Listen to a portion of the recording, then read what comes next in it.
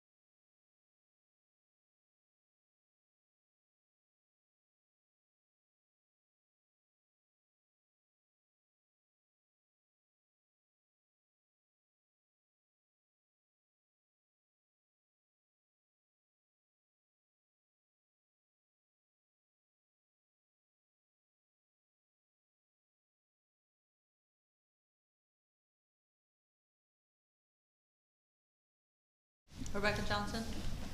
Brady Pelletier. Pam McLeod. Eunice Landry. Shaylee Davis. Matt Jazokis. Kara Locke. Jason Henry. Tim Broderick. Heidi Duper. Lila Duncan. Eliza Drole. Wyatt Farley. Gonna raise for the pledge. Well, he's just Don't make me get halfway up and have to go. Pledge allegiance. To the flag of the United States of America and to the republic for which it stands, one nation, under God, indivisible, with liberty and justice for all. I'm going to call it order. I already roll call. It's fine, you do. It doesn't matter when it happens. So We do have a presentation from a school board member, but not here yet, so we are going to skip over that for right now. I mean, if you want me to do it, I will. I'll give a couple minutes. We can come back to Here it. she is. Oh. The presenter has Oh, well, in arrived. that case, as a school member comes in, we do a small presentation for two of our board members who will be leaving us after a significant amount of time. Pam McLeod's been on board how many years now, Pam? 6.5. 6.5? 7 years. 7 years. 7 years. And Pam. Rebecca, 7, round up. 3 years? I believe so. All right. Well, almost 4, because you came in halfway through that 1 year and then you ran. Yeah, all right, so 3.5. Long enough. Round up, that's 4. Then round up, and that's 4. And from there, I turn it over. Thank you. I love making a big entrance. So we just wanted to thank two members of both the Alton and JMA board, Pam McLeod and Rebecca Johnson. As we just said, Rebecca was appointed in 2021 and has served up until 2024. She has served on safety and wellness committees, a couple of other committees, but most notably the budget committee, where she has worked diligently to meet the needs of both our town and our school, and we want to say thank you very much. We wish you the best of luck and hope you enjoy the time that you have to spend with your family and hopefully travel. Thank you. So thank you very much. Thank you. And we also want to thank Pam McLeod. Pam was appointed in 2017, I believe. That's my information. And Pam has served on numerous committees as well and been involved in a lot of initiatives. She has served on the negotiations committee multiple years and worked really hard to support teachers and provide the best opportunities for them and for our students.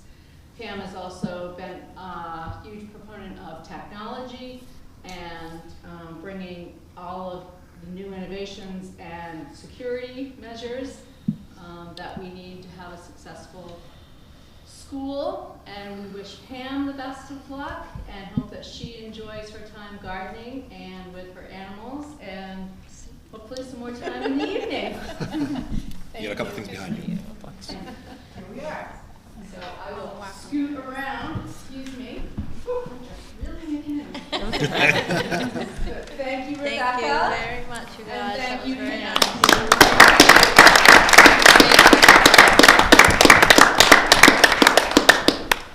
I just also want to add how much I appreciate both of you being on the board. Pam, you've been a great mentor. You've mentored a lot of us, and so I really appreciated all the help you've given us. Your calm demeanor has really made me feel calm myself as we sit at some of these volatile meetings. And I love your spirit of compromise, Rebecca. We've worked hard at that, and you really do have that spirit of compromise of trying to work out our deal, but always both of you for the kids. That's really what it came down to. So I really appreciate both of you. We'll miss you. So I just wanted to say that. Thank you. Thank you. With that, I'll open up the first public input. All right. Seeing none, we'll move on. Agenda review. Make a motion to accept the agenda as presented. Second. Any other additions, subtractions? All in favor? Aye. Abstentions? None, okay. Take a motion for approval of the January 23rd, 2024 meeting minutes. Make a motion to approve the January 23rd, 24 meeting minutes. Second. Any discussion on those minutes? Seeing none, hearing none. All in favor? Aye. I'll abstain. One abstention. Okay, the next up reports is alternative program development report, and I will turn that over. Thank you, Mr. Chair. So this does take a few minutes. We have some guests with us for this. The last time any of you heard a report on the development of this program, I think was last June. I think we've tried to do a good job not hitting you with it constantly like we had during the first year of the grant period the year before. So I've got a summary here of what it is and how we got this far, then where we are today and what we're asking you to do. There are some folks here to help. Eric Erickson over here, in the nice suit with the glasses, has been taking the lead on this during the second year of the grant in a grant-funded position. Elizabeth Nelson, if you all thought that Peter Stewart has changed his appearance significantly, no. Elizabeth is here representing Stride Learning and K-12 Education. You've met Peter in the past. And you all know Rob Ellis from TL Storer and the Spirit of Adventure Council. Jessie Fifield, who's listed on the slide, it turns out wasn't able to join us tonight, but I think Rob can talk a little bit about what her experience and her daughter's experience has been over the last few months. We've been working for 2 years under an ESSER 3 Innovative School Grant. This is not the same as our school district's ESSER grant. Every school in the United States, or every school district in the United States, received a series of ESSER and other coronavirus relief grants, and we got those. But in New Hampshire, the Department of Education, so also in every state, also in every state, the State Department of Education got a pool of money to keep and use for its own purposes. So districts got some money, but the states also got some money. In New Hampshire, one of the uses the Department of Education chose for that money was to try to foster innovation in public schools. We, New Hampshire, ended up with 3 of these innovative school grants being awarded. We were awarded one of the 3. And those of you who have been here for these couple of years know that this was to finance development of an idea that would create some competition for the state's only virtual school that is called VLAX. But it's a little bit of a different concept. We're going to get to that in detail. The grant amount is $250,000. We've committed or spent about $230,000 of that, so we still have some money left, but we also have until next September 30th to finish our work under the grant. I don't read slides to people, so if you can read the slide, it's different from what I said. So this kind of rolls through where we've been, how we started, and where we are now. This all came about starting around April of 22, when I talked to you about the concept. And at the time, I think that was the plans A, B, C, D, E, and F presentation about tuition options and enrollment and things like that. So this was sort of, for the joint board's purposes, strategically a partner to the open enrollment effort. It depends on open enrollment to really work. Open enrollment does not depend on this. So if this does not happen, open enrollment proceeds, but this does depend on the other. We started work under the grant in the summer of 22. Last year, we did some pilot program activities. We'll talk a little bit more about those. Here we are in February of 2024, highlighted in yellow, making this presentation, and then I'll be back. I don't know if we'll bring everybody back again, but I'll be back in March with the next step, and then if all goes well and you're still supportive of what we're doing, we could be in front of the State Board of Education in either April or May for their approval of the final step of this, which is an innovation school designation for SAU 301 in Prospect Mountain High School. So Granite State Academy, you already saw the name, maybe for the first time, I'm not sure. And what is that? It's a partnership that goes 3 ways. It's Stride Learning, which is also K-12 Education, or is the parent company of K-12 Education. And they provide the school, the academic school, which is an online school. TL Storer is the next partner, and TL Storer is backed by the Spirit of Adventure Council of the Boy Scouts of America, located in Milton, Massachusetts, just outside of Boston. And they provide the in-person experience, the nature-based learning part of the school.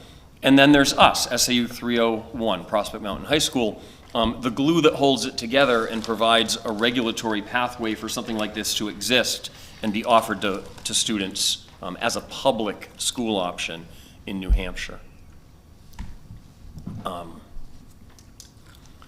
So last year, we worked with a consulting firm called Michigan Virtual. They're done now. They just helped us kind of take this idea and turn it into action a little bit. They helped us, working with Rob and his folks, hold 3 in-person camp experiences at TL Store, so kids actually went there. That's a postcard that we mailed out to a mailing list that we purchased, again, using grant funds, to folks who homeschool, because we knew the kids who homeschool could be available on the weekdays when we wanted to run this. And we were just looking for some students who would be willing to try this out and help us figure some things out, like, how do we get the medical releases that we need, and how do we smooth out registration, and are kids going to get homesick at night, and those sorts of things.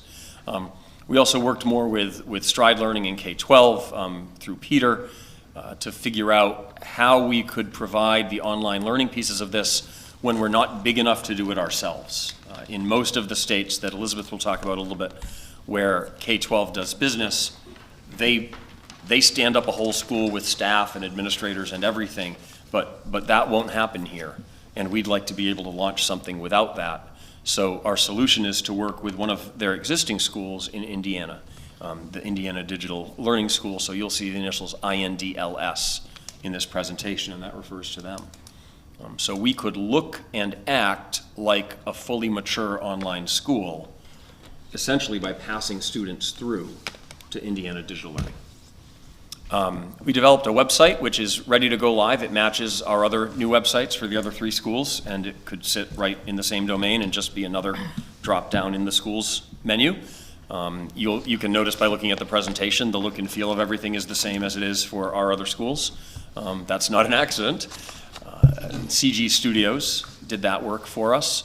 And then Eric, and he has a partner named Dan Manzo, who do some back-end integration to make the technical end of the website work better.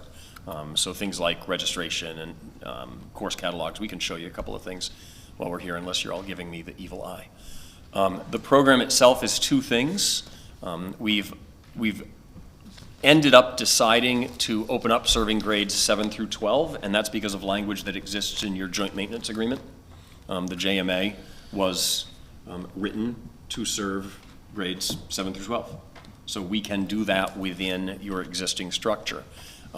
This could be expanded to go kindergarten through 12 at any time, but we would need to figure out, from a regulatory point of view, how to get around that. Our intention is for this to be open to any student in New Hampshire. We've talked a lot about those kinds of things here over the last few years. And then those online classes would meet New Hampshire's graduation requirements, but only through the last piece I'll get to tonight, which is an innovation school approval by the Board of Education. That would allow us to have students meet competency requirements in slightly different ways than they can in New Hampshire, but in the same areas. So if there's a civics requirement, our students could meet the civics requirement, but it might be a little different from the civics class that's being taught in person in a New Hampshire high school. With state board approval, you can do that under the innovation school law that just passed in 2022. And then the in-person experiences at TL Store, or facilitated by the Spirit of Adventure Council. And I wrote "or" because as students get older, there's an opportunity for them not necessarily to be at the camp, but to be out doing other things that they design themselves. So that brings us to the outdoor education piece of this. I stop talking soon and they all start, which will be great for all of you. That brings us to the outdoor education part of this, which starts in grades 7, 8, and 9 with these 4-day, 3-night in-person experiences. And when the competency-based instruction in outdoor education, if any of your children were ever Boy Scouts or Girl Scouts, you've seen badges. That is competency-based education. Those are micro-credentials in 21st century lingo. Fire safety and fire starting is a micro-credential in a practical outdoor skill. So what we've done, and I say we, but what Rob and Eric and his partner Dan have done, is they've taken the database of merit badges and decided what should be done during the 7th grade year, what will be done during the 8th grade year, what will be done during, so that students attending these 6-time-a-year in-person camp experiences have a program, are achieving these things and earning these micro-credentials that if they were Boy Scouts, you would just call merit badges or Girl Scouts. Starting in grade 10, and I think to this day, we could say 7 and 8, and then 9 through 12, we've been sort of playing with it different ways. But the idea here is that each student will select one of these 3 pathways, one in outdoor leadership, which is sort of the traditional outward bound hiking and camping and kayaking and rock climbing kind of stuff. Environmental conservation, which is more the future of the planet oriented. Outdoor conservation, and then regenerative agriculture for kids who are interested in sustainable farming. And then, starting in the high school years, have them design their own pathway to show competency attainment through a project, so that every student prior to graduation is making a presentation showing what their capstone project was and demonstrating what they've learned. So that's sort of, in a nutshell, those 2 slides encapsulate the idea behind the program. I'll let Rob talk. Do you want to, Rob? You usually like to talk about the outdoor stuff. We'll come back to Jesse's part, I think, after Elizabeth's done. Is that okay? And you can go again. You have anything to add? You have to use the microphone, though. We have rules. So the way we kind of went about these micro-credentials is Tim's calling them, because we are chartered basically nationally by the Boy Scouts of America, we have access to 135 merit badge pathways. They exist, the curriculum exists, it's all there. And a little history about that program. So going back to 1911, 1910, the very start of it, the merit badges were to give kids an opportunity to kind of try all these different things, all these different experiences. We have the outdoor ones. It's camping, it's cooking outside, it's fire safety. And then we have welding. Maybe do you want a career as a welder? Well, here. And literally you have a set of accomplishments that you do. So that all exists already for us. And like Tim said, Eric and I worked and we said, hey, these are good, age appropriate at 7th grade, and then these are good at 8th grade and continue at 9th. And then allowing the student to really choose what they want to do. You guys are school board, I have to tell you, not everybody wants to come to school and be in a classroom, but it gives us that opportunity to be out there. We've also found through our 4-H, we actually have a 4-H club that's based at the camp. It is the only one in the country that is based on trades. It's a trades-based 4-H camp. And in fact, this next meeting, they are repairing, well, they're servicing, they're learning to service the Parks and Recreation Department's snow blowers. And that's literally what the kids are going to learn. We use 4-H because we can actually go down to like 6 years old, and they can do that. So it's that opportunity. But it's that ability that these kids are seeing it. Well, through 4-H, the number of kids that we have saying, I want something else. The homeschool community and 4-H is pretty well tied together. I want to be involved in that, which gets us to the online portion there. But for us, the outdoor piece is, we base it in a growth mindset. It's teaching the kids it's okay to fail, and then let's get up and we'll do it again. When we try to tie knots, you didn't tie your shoes the first time by yourself. You didn't tie them at all today. But right, we're learning to do that. So all these pieces that we're outside of a classroom and we're teaching them to tie the knots, to whittle with knife safety, axe safety. It's like stuff that's going to get kids excited. Moms are going to be a little, I don't know about that so much. But it gives us that ability to, and I know some of you guys have had your kids there and have seen the difference in when they're there and how they kind of respond. But when we did the in-person ones, the experiences, we did rock climbing, we did kayaking. We had a farm week that we literally went and played around on a farm. And it was everything from, we're cutting brush away from an electric fence. So it's okay, well, if we have brush on an electric fence, we're grounding it out. So we had an electrical piece as we talked to them about it. And then we fed the cows. And probably the one they had the most fun is that was when we first brought our goats home, and they were bottle feeding our goats. So it was that opportunity for kids to do something a little bit different and having them out there. But constantly they're learning. I mean, there's all these little things and you think, well, we're not really learning. The one that blows their minds is we had a really good time cutting down trees, which is always fun. And then we brought in a sawmill. And they had no idea that all of a sudden they're doing circumference, and they're doing board feet, and they're doing linear feet, and they're doing all of that. And that was an in-person time we were doing it, and we were actually doing education. So, is that enough, Tim? That's great. You want me to keep going? Questions for Rob? He'll be here. I mean, I know it's He's tough not leaving to yet. follow, Tim. You guys like need to perk back up right after that. Thank you, sir. So this is Elizabeth Nelson, and you're meeting her for the first time from Stride Learning and K-12 Education. Like I said, you've met Peter Stewart before, and Elizabeth is part of the team. So she has to tell me when to flip, Okay. because I have her slides here. All right. So, am I posting? It's great. Okay. So Peter is my boss. I'm here representing him and the school development team. And just a quick little bit about me. I'm actually an educator with background here. I've been with K-12 for 10 years. I came in as a teacher, and then became a principal, and then ran some of our schools in Texas. So I can answer a lot of questions. I just might have more texified answers for you if you want to talk more school basis.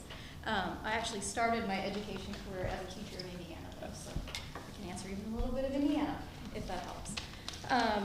So with K-12, we do actually have schools in every single one of those dark shaded states, and those are all of our full-time public schools.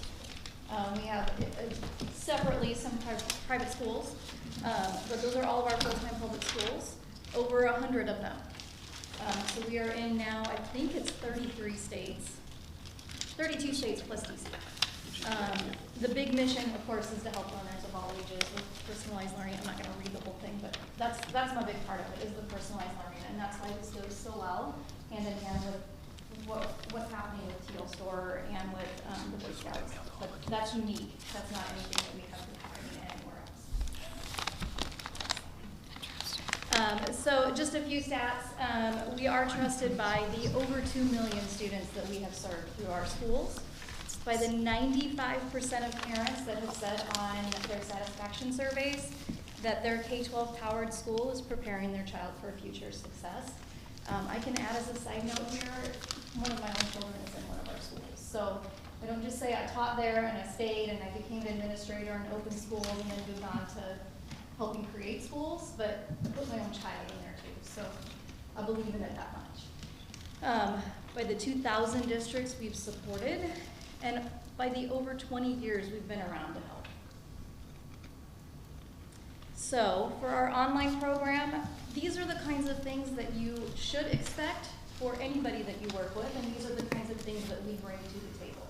I know Peter's been here, so I don't know everything that you've seen before, if this is all new or if I'm just brushing it off a little bit, so I'm gonna try not to go in the weeds too much, but I'll give you an opportunity for questions. There we go. So our curriculum, it is state aligned. We do have pre-K through 12. So if pre-K is an opportunity in New Hampshire and we decide to go down that far, and once that becomes an opportunity, we go all the way down to pre-K. Our learning, and this is why they're on the same slide. It's synchronous and asynchronous and physical materials. So there's 3 different ways that students learn. They have their live sessions with teachers, they have their lesson material online, and then they get physical materials. So that's part of what's being passed around right now. There's this whole box on the floor here, and that's just one box that gets sent out to students. And that one box right there, that's all high school physical science. Just all of that in one box. It's kind of fun when it shows up. I know my daughter was super excited. She was like, when's my stuff coming? When's the stuff coming? When's the stuff coming? Just to open it up. And this is a 15-year-old that was excited to get like textbooks and chemistry supplies. It's exciting. The online portion of it, it's not just like a point and click and read the screen and then click to the next one and read the screen. It's very interactive, it changes it up, it's videos, it's multimedia, it's interactive, they've brought in more games. They're constantly building new Minecraft worlds that can be dragged and dropped in. We gotta meet the students where they are. So there's always a lot of adaptation going on. Training and support is always there. There's teacher training and support. We have a partnership with Southern New Hampshire University, where we actually pay for any of our teacher that wants to get it. pay for their masters in online teaching. IT, customer support, students need computers, we send them their computer. Teachers need computers, we send them their computer, and we provide all the IT 24/7 for them. Enrollment and marketing, I actually was just on a call Friday and found out that last year we processed 400,000 applications. We have a very big enrollment team to support all the families that need help walking through getting all their documents processed so that they can sign up. Financial reporting and budgeting for our schools. We have a whole team that does that to understand every state's requirements and compliance around school budgets and state law requirements and what's required for each school. Special program supports. We have the best person in the world to manage that for our team. She's been with the company since the beginning. I have a quick question about that, Yes. sorry. So you say you give support for special education, so are the IEPs developed within the home district and then you support that IEP, or? For all the schools that I have worked with, those students become, if it's like a district program, which is what this would be, it's not developed with the home district. They might bring their IEP with them, that they have with them, but then we always have to have that initial meeting and review it and determine what the new support should be because it's a new environment for them, and then move forward. But it's not going to look exactly the same, and then we're now in charge of all the services. Right, I had the same question. So how do you assess, what are the eligibility requirements and who determines that? Get a little, because my background's not sped. I was a math teacher. So if a student would like to have services or would like to be referred for special education, what are the eligibility requirements and who would determine that? Who would make those assessments, I guess would be the question. We, we follow the same procedures that schools do. So we hire like the exact same facilitators, your IEP facilitators, your psychologists, everybody, all the same people. We hire related services providers. We do everything. Just sometimes it happens, remotely, or sometimes if necessary, then we send somebody out. We actually have a higher percentage of special education students in our schools than typical state averages. It's interesting. And then this was one report that was done, NWEA MAP, and I don't know if that's one that you guys use within your district, but it's a growth assessment that about half of our schools were using about 2010 to 2022. And they did a look at it based off of our schools versus just nationally, and found that students from winter 2020, so that would be December, January of 2020 to fall 2020, so that would be kind of beginning of the school year 2020, so kind of after that first COVID summer, found that the students within our schools actually were less likely to experience that learning loss. So just one little snippet of how online can help with students that need that setting. And then with our curriculum, these are just some of like our groupings of curriculum. We've got our core, we've got our college and career prep, and one of the reasons why Tim said the partnership with Indiana Digital Learning School was crucial for this is because with a small school, you can't expand to all the offerings. And so with the partnering with a bigger school that's already established, that means all of the career readiness courses for high school students, that makes a lot more of them available to students. Where when you have a really little school, you can't staff for all of those teachers, all of those clusters and pathways. So that was a big component, I believe, of those discussions. I wasn't here at the beginning, but I've been around on the fringes for that year. So this is our not currently live Granite State Academy website linked to Indiana Digital Learning School's course catalog. So we just click right through to their data. And you can see the electives. I just passed public speaking, a creative writing summit. Of course, there's English 9. There are honors classes, but there are also electives. There's American literature, What about AP? British lit. AP classes? Elizabeth, AP? Yep, there's AP right there. Just got to it. So I have a question. Yeah. So where does the diploma actually come from? Prospect Mountain High School. So the way K-12 has done this in all these states, and Elizabeth there's more than one way, right? But one of them is to run a district school, and that means they find a host district in the state where they want to operate. And actually, we kind of fit the profile. They typically find smaller rural schools because, as you all have noticed, it's difficult with enrollment fluctuations in small schools to maintain all of the quality programs you want while keeping people satisfied with per pupil costs.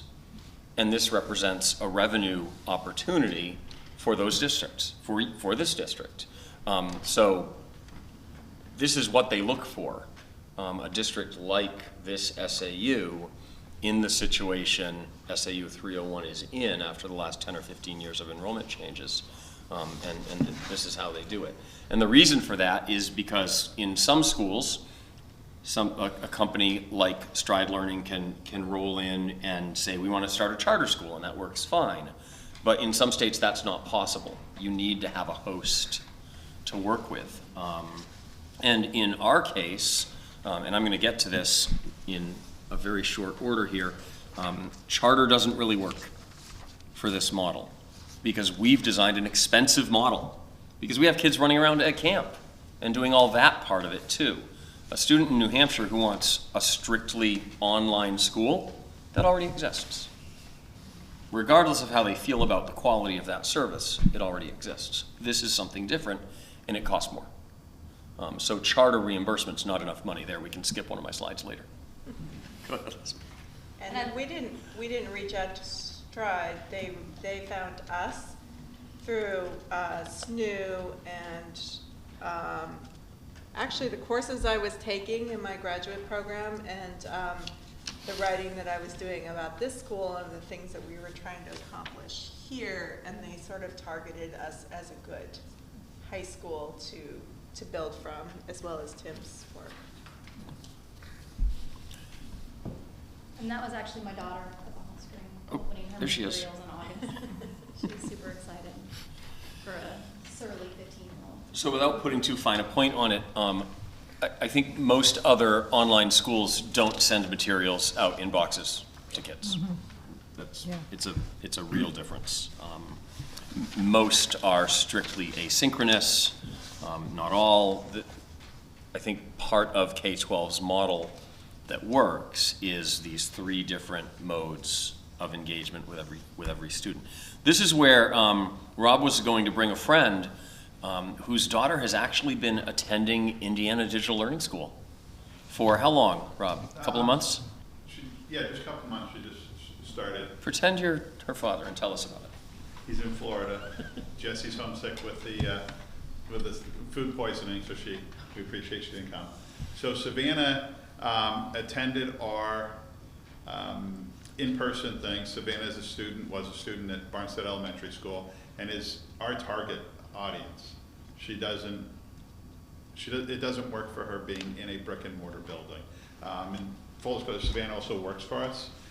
She takes care of our donkeys and goats, just so that you guys are aware of that. So I've known Savannah and watched her. So she did VLAX and absolutely hated VLAX and was struggling. So now she'd gone from struggling in classroom to VLAX and struggling in VLAX, and it's like, what am I going to do? And we were able to, Tim was really able to put her into the Indiana Digital Learning thing and slide her into that. The very first thing I got from them is she got a box of books and a laptop and all of that. And she was very excited. And all of a sudden, here's this girl, those of you that know Savannah, picture her being excited at the fact that all of a sudden there's their school, and she went from not wanting any part of it to being there. My own son, who's now gone out to get himself something to eat because he's hungry, he went to VLAX, and it was an absolute waste of his time. It was a waste of tax dollars and everything else because there was no anything. So it was awful. He's now on an ELO and as a senior here at Prospect Mountain High School, and he's a child that it's perfect for. I have 3 boys. He was in a prep school in Massachusetts, and he despised it. And he went from that and playing football and doing that, and he came here to Prospect Mountain, and he thrived on the ability that he was getting this ELO, and he was doing agriculture, and he was doing all that through Kingswood. So it's seeing that sort of thing, and it's the same thing we're seeing. And we would have enrolled him in here, but he's down to, he has to take his civics course, and that's it. And he's done and out. But what we're seeing from Savannah in her experience with this is night and day difference from where she was with VLAX, and it's a child that was going to get lost. And I don't think Jesse would mind me saying that she was getting lost in the structure that we have for a school. And so between homeschool students and these types of students, there's plenty of them out there. Our target audience is there. Thank you. Good. Yeah, well, so I thought this would be a good time to pause. Eric hasn't had a chance to play quite yet. I showed you the website with the database link to INDLS. That's the kind of thing Eric does in addition to some of the regulatory pathway work that's still to come. But we've talked as much as we plan to talk tonight about the model and about the school. It's a little bit repetitive, I know, but it's developed since the last time you heard about it. We've made a lot of decisions about what this thing can look like. Any questions for anyone here before we plow on and finish up? Why can't this be offered to the younger grades? So under the JMA, SAU 301 can provide programs for grades 7 through 12. Okay. If this gets up and running, and there are a whole bunch of ifs on the table here tonight, but if this gets up and running and people feel good about it and it's successful and we want to do that, I think there's more than one way we could pursue opening it up. I don't think that opening up and changing the JMA is the right way to go about that. I think you would probably consider going back to the voters in both district meetings and talking about the open enrollment vote that already took place. And it read in that warrant article that the purpose of adopting the law was to run Prospect Mountain High School as an open enrollment school. And I think you would go back and specifically say, we're already an open enrollment district. We've already adopted the provisions of this RSA. Now we want to offer something down to kindergarten or pre-K, and just go through that process of getting legislative body approval. And I haven't asked our lawyer yet if that's really going to be necessary, but to me that's going to be the logical way to go about that if that time comes. Okay. Thank you. But the rest of the presentation tonight is about regulatory pathways because, and again, kudos to Eric who's not doing the talking, but this is what we spent a few months, maybe more than a few, really bogged down in how do you do something like this in New Hampshire. New Hampshire's law and school-related regulation is dense and doesn't always appear logical. There's a tradition in New Hampshire of one law to do one thing and another law to do another thing and another law to do another thing, and it's not all. It doesn't create a cohesive whole in a lot of ways, at least regarding education. I don't know about anything else. So an in-district charter school would take over a year and a half to get approved, is how it typically goes in this state, and charter school reimbursement is in the neighborhood of $7,000 to $8,000 per student. The cost of this school will be more than that. So that's a problem. You could open up a program and collect tuition. You could do that now.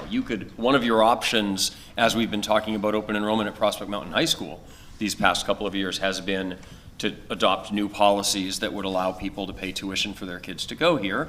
And that could always come back to the table at some point, but so far I think the consensus here at the JMA has been If it's public education, it should be free. That brings us to open enrollment, which should allow any student who resides anywhere in the state to attend Prospect Mountain High School. So if attending this program were a way of attending Prospect Mountain High School, then that should work. So that brings us to an alternative program. It was actually some folks at the Department of Ed in a half-day long meeting that Eric and I spent with them, navigating all of these different regulations. It was one of them who suggested this. Ed 306.28 allows a school board to create and approve an alternative program. It doesn't require state board approval. You can do it yourselves. And we're actually asking you to take the first step tonight toward doing that. When you create an alternative program, you can run it. You can provide it to your students, and if you charged tuition, then other students could come and enroll in an alternative program. So in this case, we would be looking at the online blended in-person outdoor school as an alternative program at Prospect Mountain High School, in which students didn't have to come to Prospect Mountain High School to attend, because they would be attending online and at the camp. So that could work, but if you did it without open enrollment, it would be limited to students who reside in Alton and Barnstead, and for something like this to work, you need scale. Typically, the numbers that Peter has used with us, at least when he's been here talking with us about this, is that in most states where K-12 goes to work, fewer than 5% of the students eligible for public education in the state will enroll in an online school, and it might be closer to 2%. So in New Hampshire, we have about 112,000, I think, public school students, so the opportunity could be for 2,000 or 3,000 students to want to go to some kind of an online school, and yes, there is already one option here, but that might give you an idea of what the opportunity is. In Alton and Barnstead alone, not so much, right? 1,000 kids, 1,300 kids, 2%, doesn't work. And then the last part, and this happened just a couple of years ago, a new section of RSA 194 that was added in 2022 is the Innovation School Law. And this is the key piece that has come in and kind of allowed everything else to click together, because the State Board of Education can approve an innovation school. Any public school may become one upon application. There's one so far.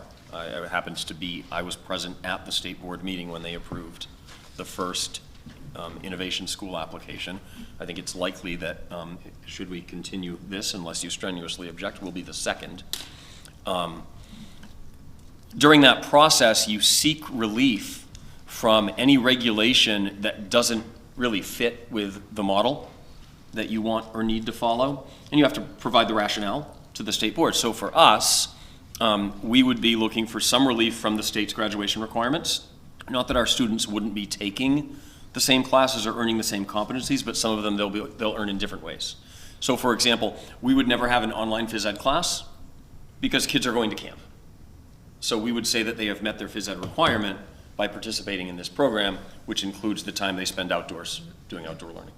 So that's just one example of a graduation requirement. And through the innovation school, it's easier? Any regulation we need relief from, the state board can grant through this process. So any state regulation. Thank you, Eric. Okay. I'm talking, but Eric's the expert. Teacher certification is another big issue, because if we're going to start with a partnership with INDLS, those teachers are going to be certified not in New Hampshire, but in Indiana. As a New Hampshire public school, we're required to have all of our teachers certified in New Hampshire. So we will ask for relief from that regulation, not to be able to use teachers who aren't certified, but to be able to use teachers who are certified in the state where they reside and work. So we could have, in an online school, a teacher from Michigan or a teacher from Indiana or a teacher from wherever, but we would need relief from a New Hampshire state regulation. Day and hour requirements that you're familiar with, I think, which in an online school don't really make sense, because what's a snow day? And others, if they happen to come up along the way, and I think we have a working list of a dozen or so things that might end up in the innovation school application. Please do, Eric. So, he mentioned the asking for the relief for like teacher certification. But initially that would be a requirement. We would need that because of the plan of using Indiana. But the future or the vision would really be to use New Hampshire certified teachers, and we would just go through a process of winding down Indiana teachers and onboarding New Hampshire teachers. So ultimately, that regulatory relief may not be in place forever. Just want to give that whole clarification. Yeah, thank you. It's also, I mean, somebody could move and they'd still be able to work. It just creates a lot more flexibility. How does it fit in with our teacher contract in the GEA, not GEA? So Prospect Mountain. as long as we are sending students to Indiana Digital Learning School, it's like sending a child to any other school outside of our district. Okay. And we don't really have any of those concerns. But you're absolutely onto something. When we reach a critical mass of students and can actually start operating with our own employees in New Hampshire, there is something there that we will have to navigate with the NEA and the PMTA. No question. Okay. And how long, so you had mentioned in here that the charter school, in-district charter school approval takes 18 plus months. How long would the innovation school approval process take? The first one they heard, I already mentioned I was there, 10 minutes. Now, I'm not predicting that we would receive state board approval during the same meeting in which we presented our application, but that is what happened to the first school that did this. So I'll talk about that process a little bit. So when you add together the alternative program that you can approve with the innovation school designation that the State Board of Education can approve, and then layer in open enrollment, you end up with a school that can operate as an alternative program within Prospect Mountain High School.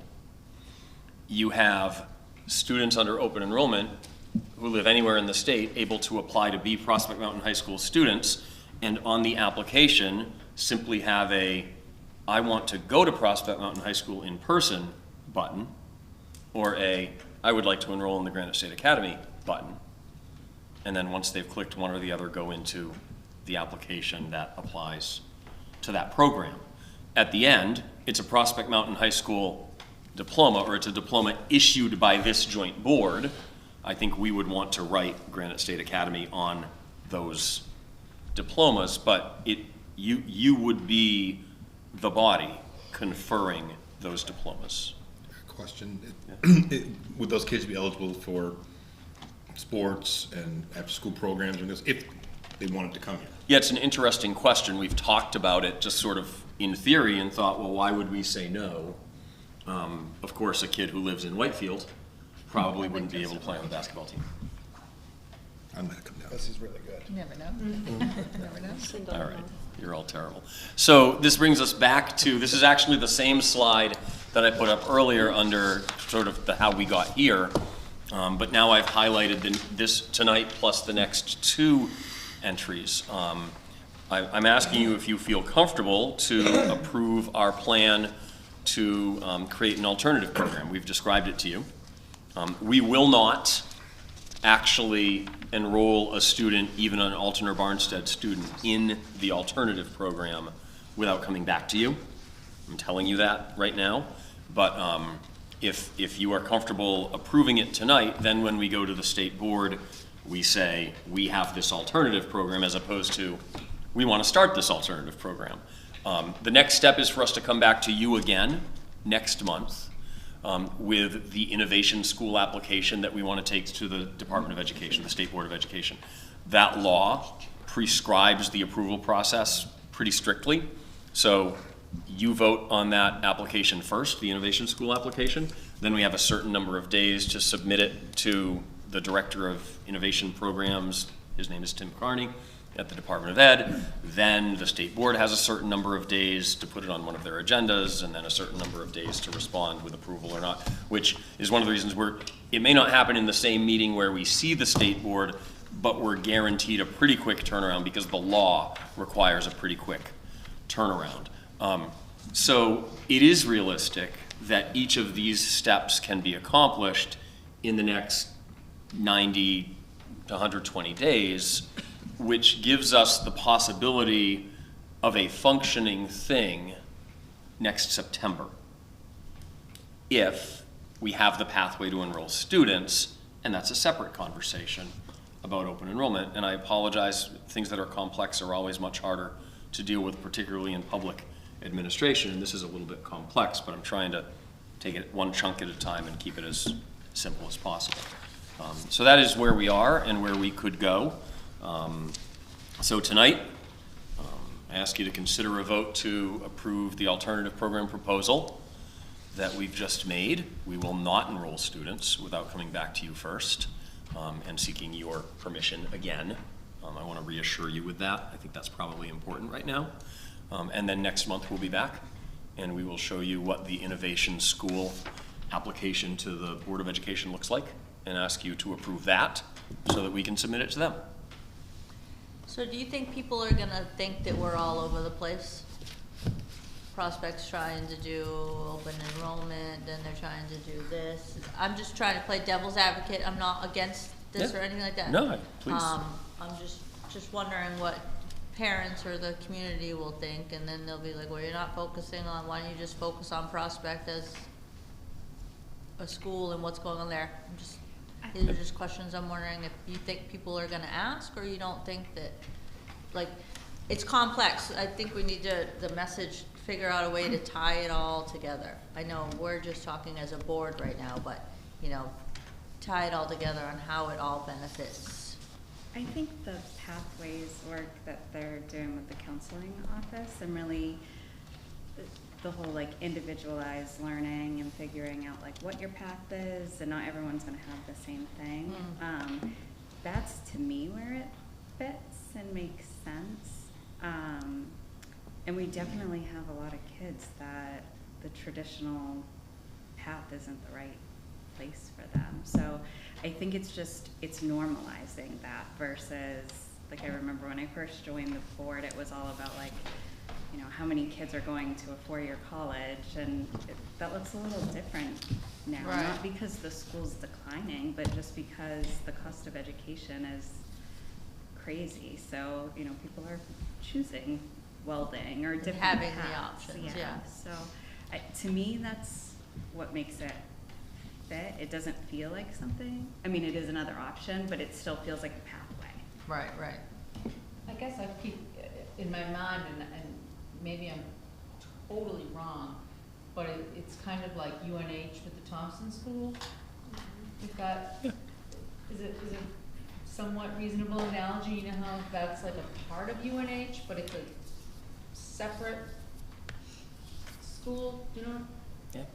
And I guess that's how I'm sort of trying to look at this, is that it's still part of Prospect, it has that open enrollment, but it is a separate school. I don't know. Elizabeth, It's complex. in Indiana, can you give everyone a little bit of background on the district schools where INDLS is hosted, and then INDLS, is that a Peter question? I'm sorry. I think I know the answer, but you know, I talk too much. And INDLS, I don't actually know who our Okay. partners there. Just, we have so many schools, but I can just speak about what that structure Yeah, looks like. anyone. That was how we What's set up in typical, Texas. right? Yeah, Um, Texas. So in Texas, all four of our schools we have 4 separate districts that we're partnered with there, and all of them, it's a campus within the district. So just like this is Prospect Mountain High School, it would be like a separate high school that's part of that district, is how it's structured there. But it falls under that district for everything, including, having to be exempted for sports and things like that, so it doesn't move into a different category and things like that. Like when we came into Roscoe and opened up Lone Star Online Academy, and they went from 660 students to 3 months later, they were a district of 3,000 students because the online school got so big, they were all of a sudden very concerned about what would happen to their sports and their classifications. So can a New Hampshire student enroll in this now, or no? Because it doesn't exist in New Hampshire. Like if they wanted to on their own, they can't. No way to do it. Okay. There is no way to do this in New Hampshire now. And at the moment, we have exclusive we have an exclusive relationship with Stride K-12 to do this in New Hampshire. Now, I mean, That that, sounds like I a imagine that better could change at option. some point. I would add too on your question about, if I can, on your Yeah. question about messaging.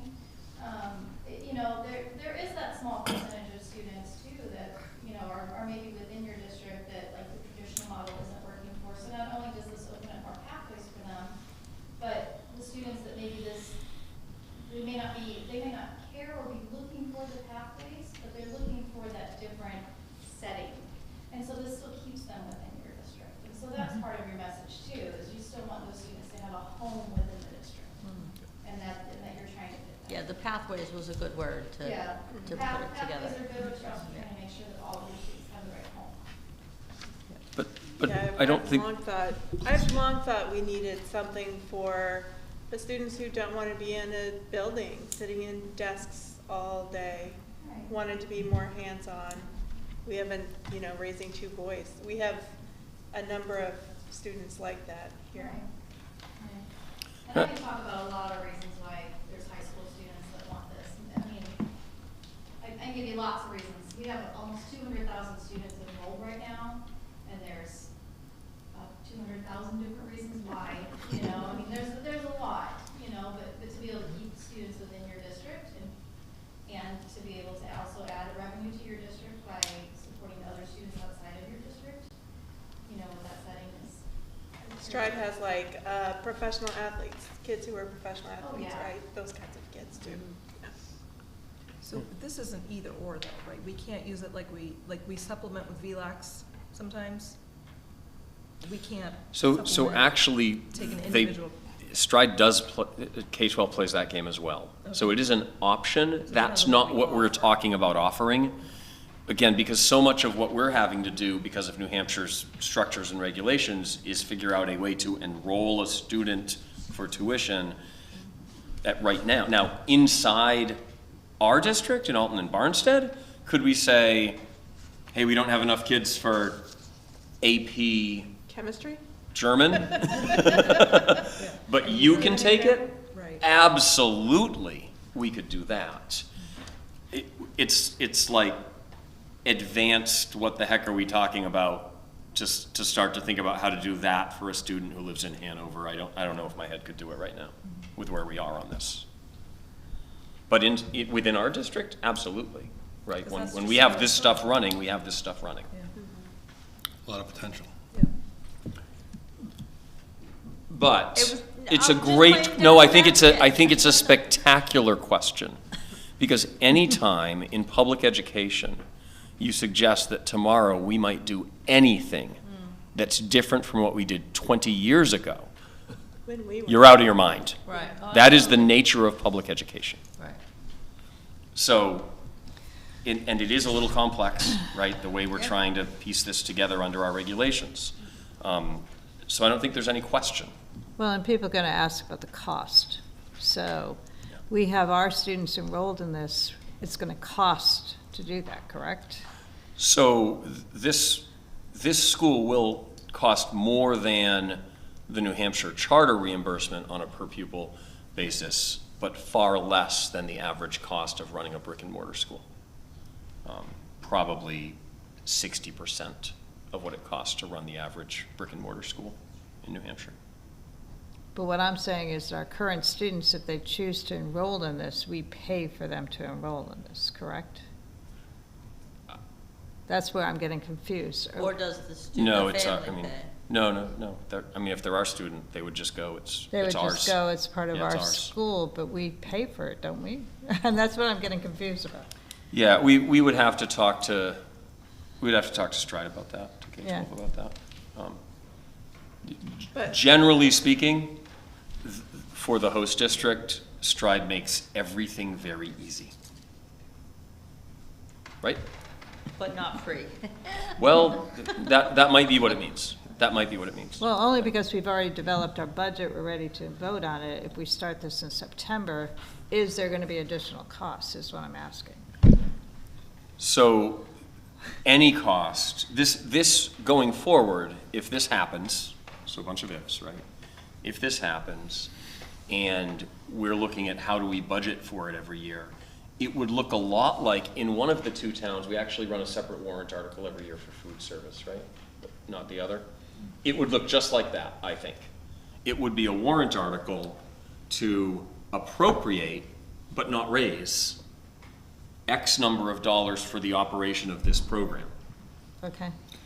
And then revenue would Would pay pay for all it. of those costs with nothing to be raised through taxation. So can you start this in September without having that warrant go through? We could, under the model we're kicking around right now, because it's still a little up in That's the what air I'm what worried about. RSA 194D open enrollment is going to look like next fall. So Eric and his team and I have been working on contingencies. So one of our thoughts is to approach New Hampshire school districts that do not have high schools and do not have exclusive tuition agreements, and just tell them, look, you might have 1 or 2 or 3, who knows how many kids if they're Will be interested. interested. You know, the towns I'm describing, some of you used to be one of them. They're used to paying tuition. They do it every year for all their kids, and they might pay it to multiple, right? Barnstead knows this. You might pay it to multiple different school districts where kids go to different high schools. For them, we would represent a savings compared to whatever they budget to do that, because the per pupil cost is significantly lower, would be significantly lower than the cost of a regular brick and mortar high school.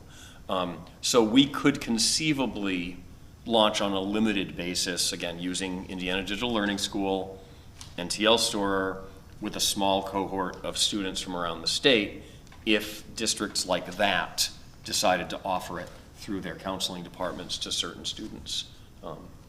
So there's a lot of legwork to do on that, but that's sort of, once we get through tonight and the next couple of regulatory steps, that's sort of the work we have left to do. A little bit more with the program of studies and the website that you saw, and then that, how do we bring together that first group of kids? Isn't that If what you it's were a- saying at the beginning, the ESSER 3 state funds, isn't that what we're using as our startup? We are. Yeah, so we would be. Well, so, and Stride isn't going to charge us anything for any students, no matter where they come from, until there's revenue. Until the what? Until there is revenue. So Stride would pay all the costs of the online school for up to 2 years.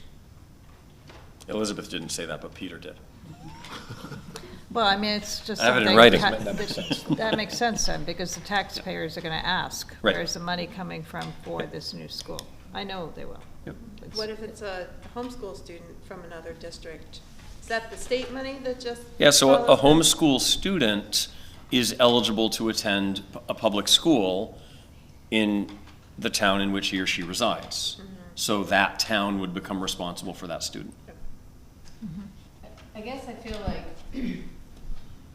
I still have a lot of questions. Yeah. And I don't even really know what they are yet. Yeah. But in looking at these action steps, and again, I'm interpreting, is this, is tonight's vote to approve or disapprove the alternative program? So let's say we approve it. I mean, is that like the first step?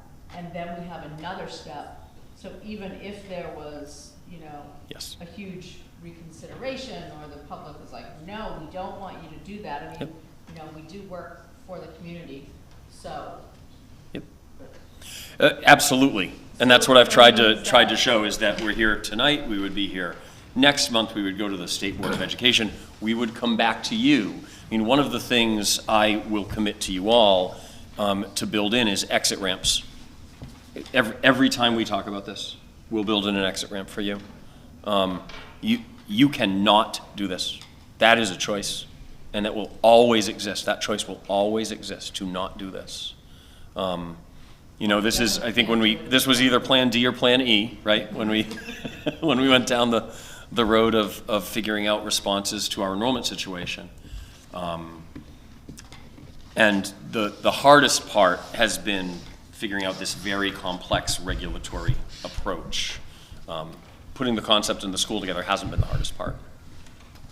It's been that. So your vote tonight allows us to continue that work, but you absolutely continue to have the option of thinking about this, asking more questions. We'll bring Elizabeth and Peter and Eric back right? Maybe not every time we talk about it, but as frequently as we need to. If we need to bring in, the National Special Education Director for Stride or for K-12 on a Zoom meeting, we can do that. I know that they will show up, and that we will have the option of making sure everybody's comfortable and understands what we might be doing before we do anything. Sounds good. If I make a motion, is everybody comfortable voting now, or do you Sure. want to wait? Oh, yeah. Now? Okay. I move that we approve the alternative program as presented. Second. Any further questions or discussions? Seeing none, hearing none, all in favor? Aye. Aye. Any abstentions or noes? Passes unanimous. Thank you for coming out here. Appreciate it. Thank you. Next on the agenda is finance. I'm going to turn it over to Heidi. In the packet, you have a summary of the January expenses. Not much to talk about. I will be encumbering vocational education. There hasn't been any encumbrance yet. We're getting our first bills now, so I'll have a better number next month. That's about it. Anyone has any questions? Yeah, I have a couple of questions on the overtures, and two of them I understand, the school board and improvement of instruction. But library and media, is that because we haven't applied the Title I money? That's correct. Okay, thank you. Any other questions for Heidi? No? Thank you. Up next, it's a student rep report, so White, you're up. Trying here now, but I didn't get to see you guys last month, unfortunately. We missed you. That's my heart. Sure it did, Mike, sure. My heart hurt too. Yeah. So, athletic-wise, the boys basketball team, which was led by Coach Tyler Summers this year, had our best season in over a decade, which is hard to believe with a 6-10 record. Excuse my typo on the paper, but it was definitely a major improvement in the program in the past more years than I can count on my two hands, but we're moving up, which is good. The girls basketball team made playoffs again this year. Unfortunately, they did make a first-round exit, but they had a strong season under new coaches as well. And our unified basketball team went undefeated. And that's a good accomplishment in my opinion. Under events, National Honor Society has a lot going on lately. Sarah White held Poetry Out Loud, which had a pretty big turnout. Paige Caruso won the event here in Prospect, and she ended up going on to the Rochester Opera House, where they did, I don't know if it was like regionals, I believe, but she competed there and had a very I think strong she went performance. already, didn't she?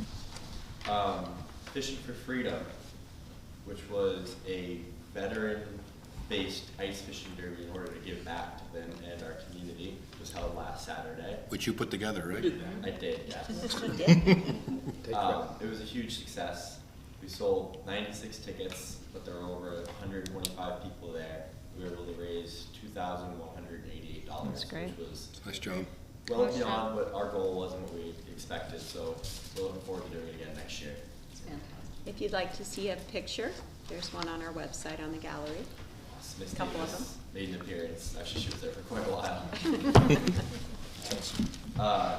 Tri-M, upcoming this March, is hosting music in our school, which is going to be spearheaded by Grace Brooks, so she does a lot of work in Tri-M.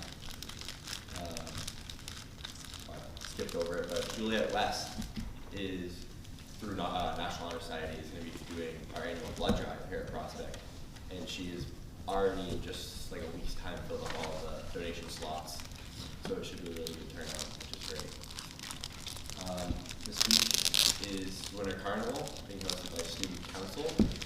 So all week we're gonna have dress-up days. Today was Twin Day, which Ms. Davis participated in, and Friday we're gonna have games, costume activities, and classics like our lip sync and movies. So it should be pretty fun.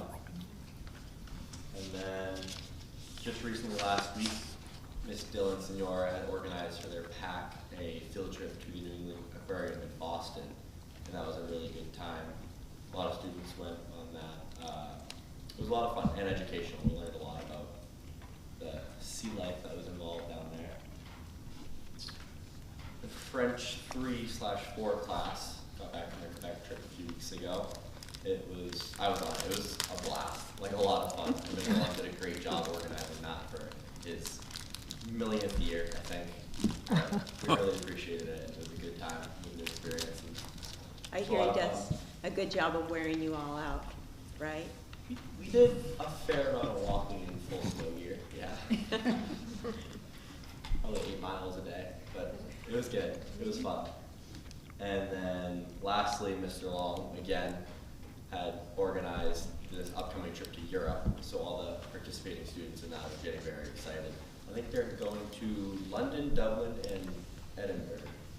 So, There's one other spot, I can't remember too. Laney's going on it, but. yeah, it was, I think you're right, I can't remember where. Me neither. They had changed it from the original, Yeah. but either way, some cool landmarks that should be really fun time. Be great. As he's done. I wanna go. Past and they're a great success. It's gonna be a small group going this one too. Last year was a very large group. This is Yeah, what, it I was a believe lot. 6 only going this one? But, Oh, yeah, wow. Holy It's gonna be shit. very intimate. He dialed it back because last year it ended up being not too much, but he said it was just like a lot. Yeah. Should be a good time. Any questions? Thank you very much. Appreciate it. Thanks, Bud. Next up is a print. Self-funded, how much through fundraising, has anyone been left out?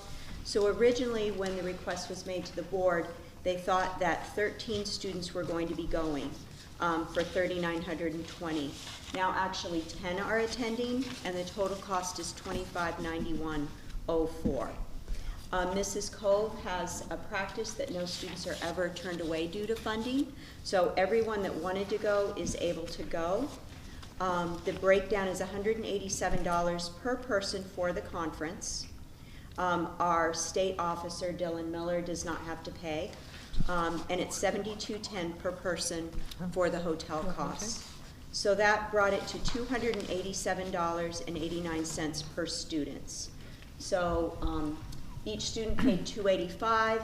No one was turned away. If the board did decide to allocate some funds towards students to reimburse them for the money that they had personally put in, she said that they would be delighted and it would be greatly appreciated.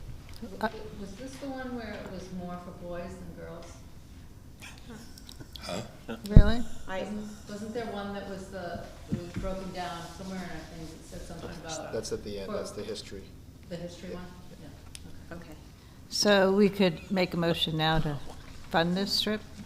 So I'm going to make that motion to fund the trip for the kids for $25.91.04. I'll second that.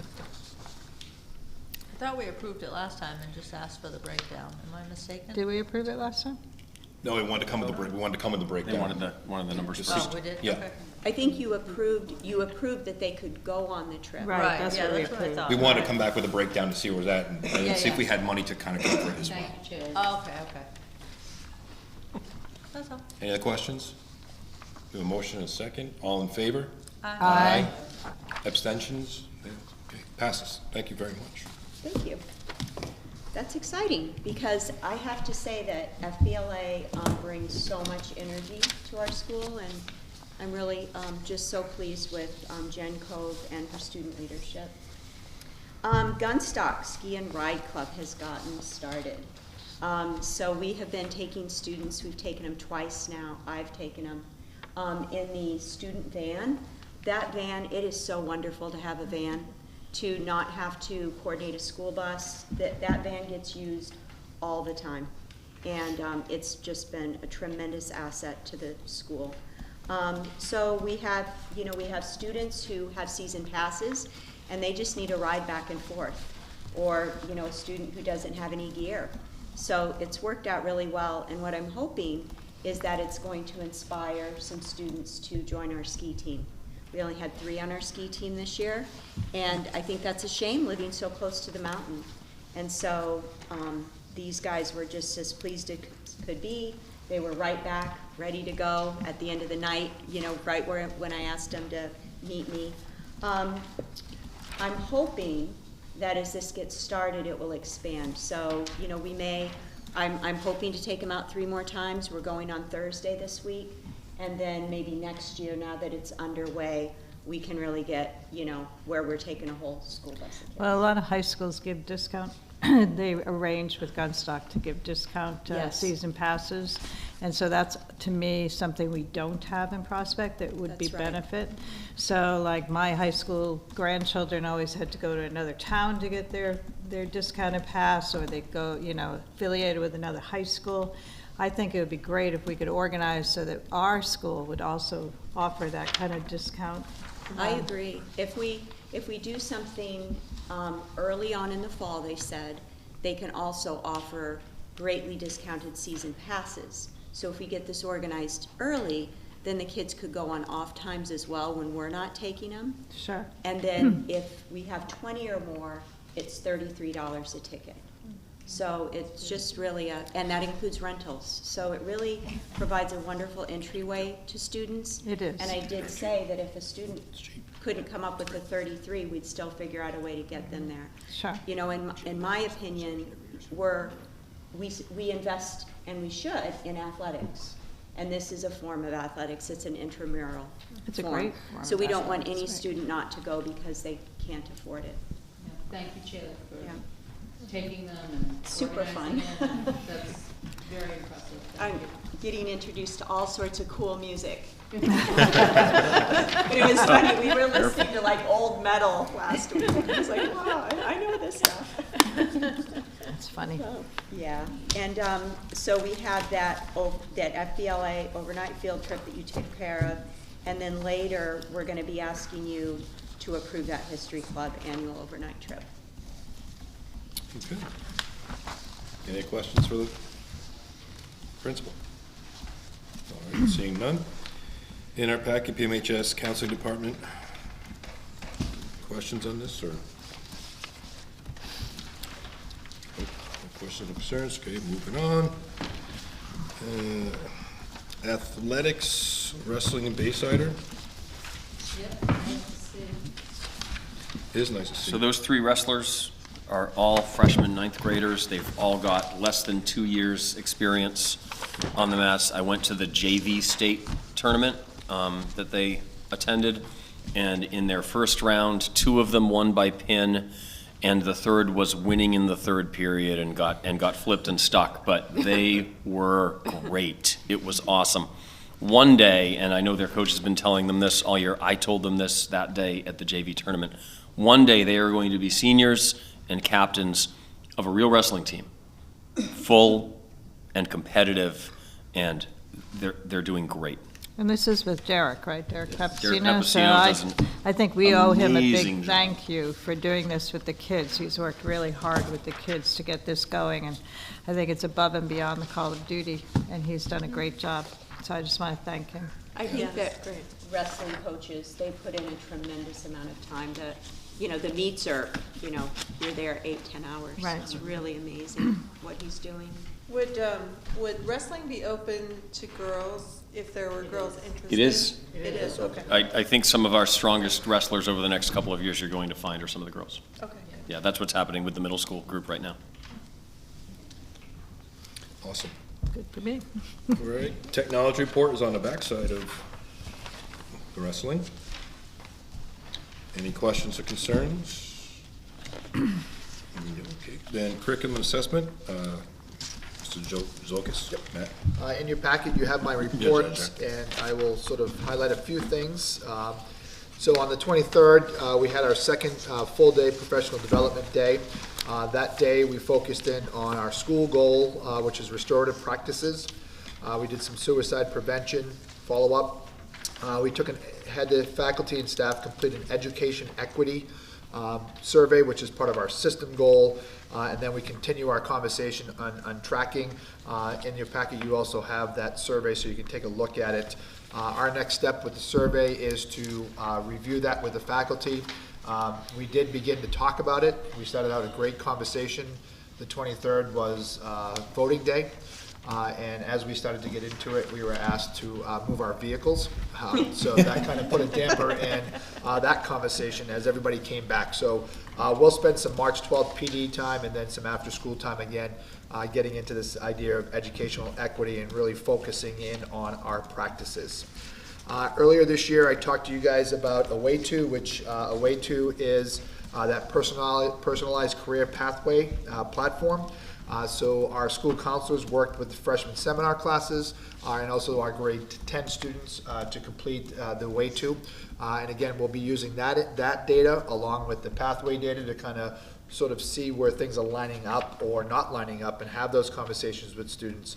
We also did it with our 8th graders. So our 8th graders coming up, not only will have had already done their interest inventory, but they will be creating their pathways, so when they walk into Prospect next year, they'll have something to start to focus in on. So a lot of good work coming out of our school counseling department. Do we get a copy of that as parents for the pathways and stuff when they take them? Yes, yeah, so they'll be sending all that to the parents, so you can take a look at not only the pathways, but the Away To findings. You can log right in there. It's really a neat interest piece to take a look at. And again, the nice part about Away To is as kids start to build, they can do a resume right in there, they can do cover letters right in there, and they can keep all of that and start tracking it. They can even start to pinpoint the different careers they want to do and really kind of look at what colleges and universities, what trade schools, from the point of, hey, I want to move to Florida, what's the likelihood I can get a job down there in X? They can see how those professions are growing or not. So there's a lot to it. We're just scratching the surface with that, but again, it'll be a tool that we continue to use along with the Pathway program. And it is a New Hampshire-based company. It's a New Hampshire-based company, yes. Matt. And it's free. Right. I'm sorry, it's a little bit of a tangent, but it just reminded me, and it's not a criticism of any guidance, past or present, but my boys did find that the counseling at the school was really focused on New Hampshire and New England. So I would love to see, counselors focus more on nationwide schools. Yep. My son's in Florida, Grace is in South Carolina, but they didn't really seem to have much knowledge outside of the region. They felt like they were on their own when it came to that. So I think it's a great thing if kids explore their horizons and jump out of the region a little bit. Absolutely. So, Yep. yeah. Yep. Just an update with Title I. Again, we've been offering Title I. We utilize the STAR data to understand what students are who would qualify for Title I services. Unfortunately, we were disappointed in sort of with the response. We identified quite a few students who would fall under that piece of it. Unfortunately, we had 4 students, of that whole group, we had 4 students who chose to participate in that piece of it, and they'll be receiving some elective credit. And then the second half of the year, we've had 3 students who have agreed to be part of that. So again, not the numbers we would want, but we'll continue to keep reaching out to see if we can get those supports that those students need. Can I just share some feedback around that? So my daughter was initially identified, but then she tested out of it. So she's terrible at taking tests. And she had other friends that said the same thing, that when they had like a reading assessment with the librarian and didn't really meet like what it said, because I want to say she was at like 4th grade level on the test results, but she's getting straight A's. And the STAR is one piece, so we identify that, and then as you brought up with your daughter, we would use another assessment to kind of see if what we saw through the STAR data is consistent, and if there's a discrepancy, we kind of look at the 2 pieces from there. We're talking, we've identified, if you looked at the data dashboard, we had quite a few students who would qualify under that. And if we did assessments with them, they would probably still qualify. We're just not getting that participation that we had hoped to have. So on a tangent, but have we ever thought about offering something that would help students understand how to test better? Well, through freshman seminar, there's some of those pieces there. The other part of this is that as they continue to take these types of tests, that'll help prepare them each time that they go through it. So like, if you looked at data for like the SATs, there are stuff like the STAR, the PSATs, and College Board will tell you each time that they take those, their scores will increase as they go along because they're learning the test, they're learning how it works and stuff like that. So again, this is one data point. It's not the end-all and cure-all, but again, it's starting to, we Well, I need guess- several more data points to really kind of break it in to see where kids are Because I at. don't think it, for her in particular, and I think it's other students have similar, but it's not just that type of test. It's like all tests. So like Oh, okay, I'm her sorry, I guidance, misunderstood. her Yep. guidance counselor has been phenomenal, and so he recommended, like, if she has two tests on the same day, to see if they can do one on one day, one on the other, and that has helped tremendously.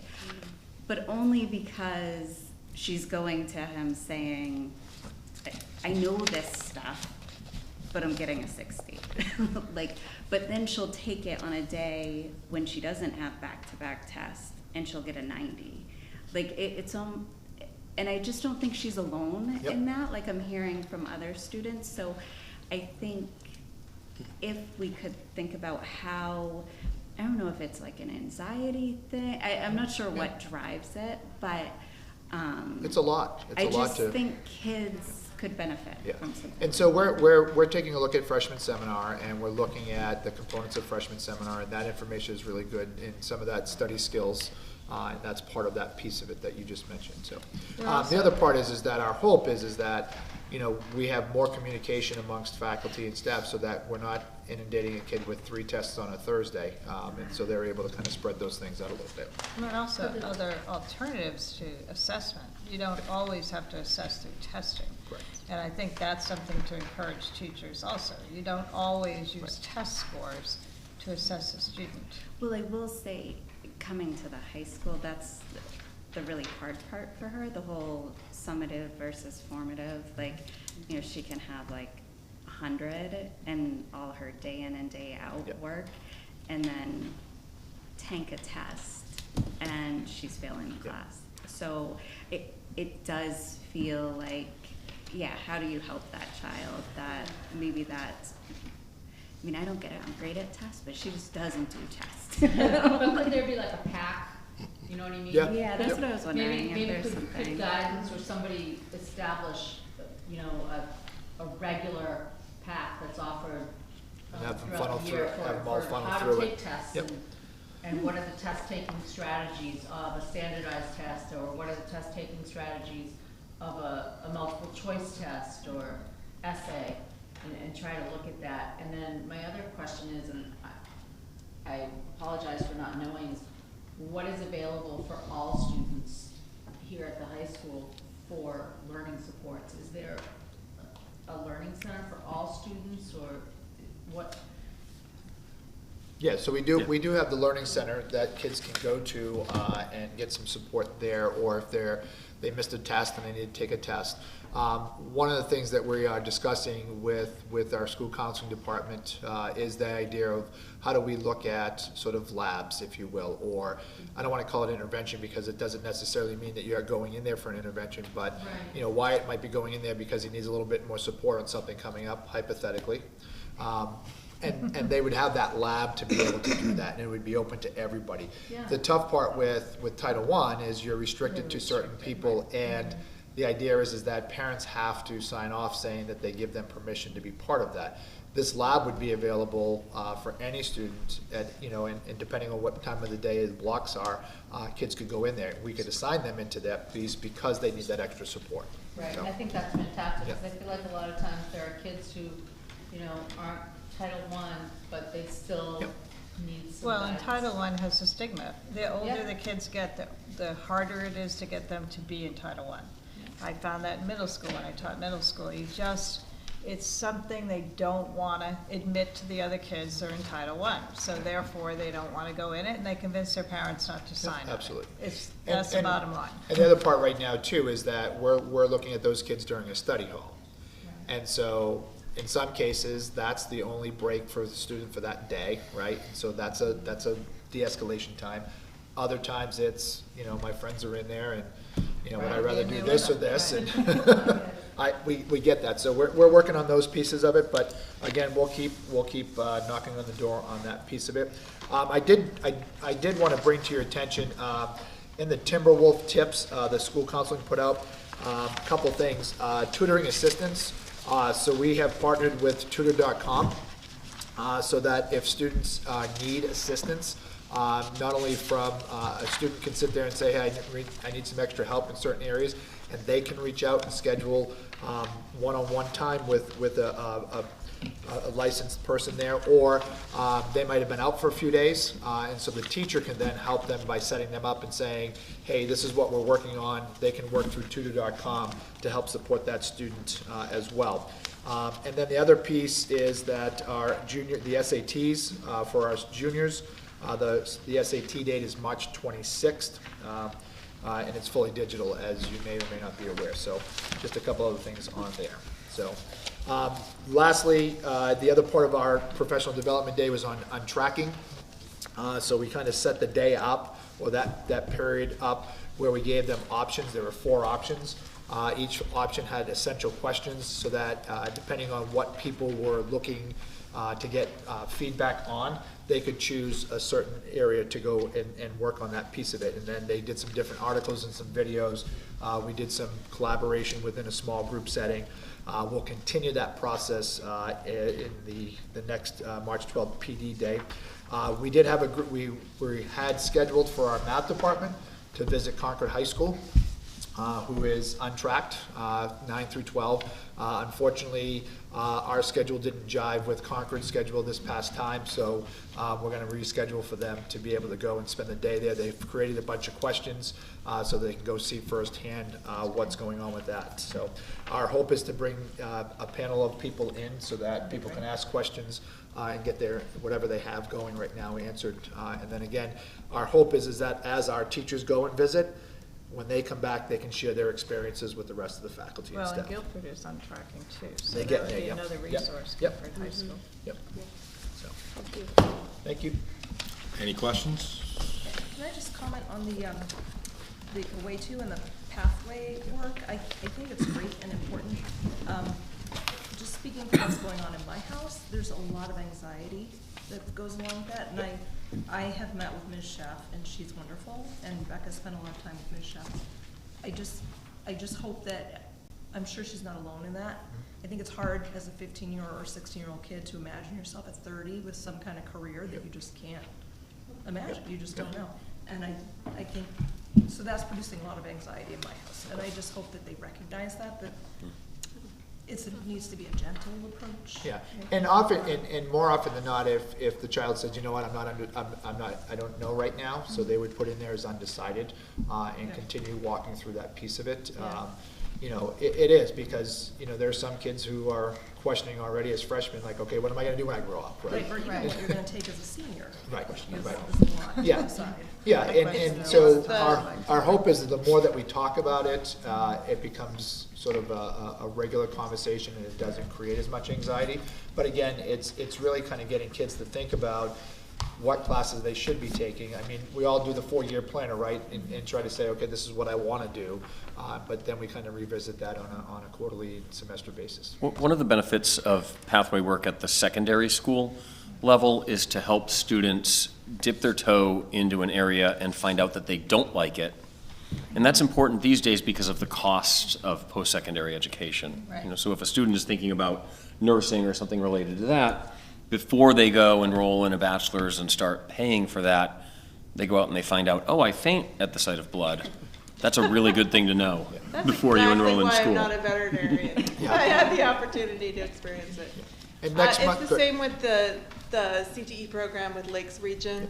I think it's hard for some kids to know a year in advance or 6 months in advance whether or not they're interested in those programs. So I think a lot of students miss out because they're just not ready to know what they would want, you know. I'll say that I saw the students come back, that this year they took the 9th and 10th graders, and, you know, that wanted to go, and the excitement, those kids came back charged.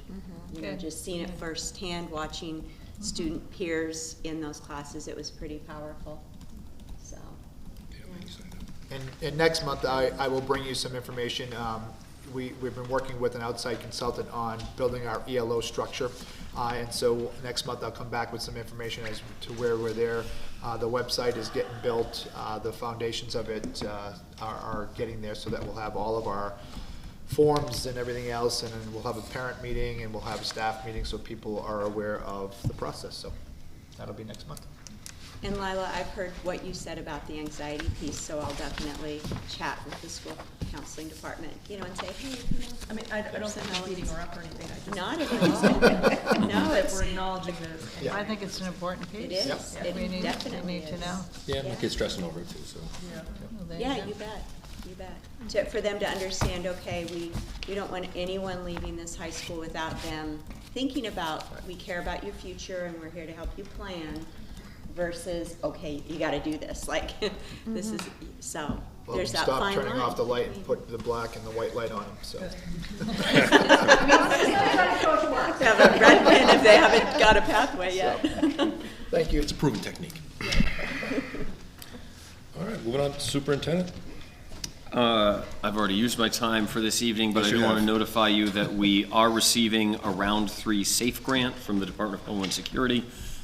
It'll fund $100,000 worth of improvements to our campus surveillance systems. And that is enough to really do a great job.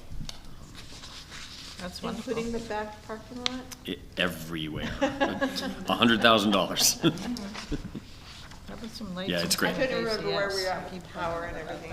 Yes, we have power out there now, and we have, our network extends out there now. Good. We just need to now finish the job. So we got a grant. It's good news. That may not be official for a couple of days, but nobody watches our YouTube channel. It was in the technology report, Oh, perfect. if anybody Wasn't read even it me. besides myself. That's it. That's it? Wow. I'm pretty impressed. Well, I'm impressed too. So, all right, so moving on to action items, we already did alternative programs approval, innovation school And that'll come application. back. We were drafting the agenda and thinking about whether we wanted to do both of those things tonight, but I think this makes more sense the way we presented it. We'll come back next month. Awesome. The Maureen Fitzpatrick Memorial Scholarship, it's in our packet for us to take a look at, I believe, right?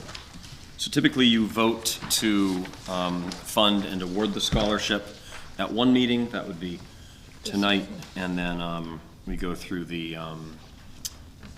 essay review process in a couple of months. So I'll take a motion. I'll make a motion to approve the Maureen Fitzpatrick Memorial Scholarship. Second? Those that are leaving us on the board can leave their $50 on the table.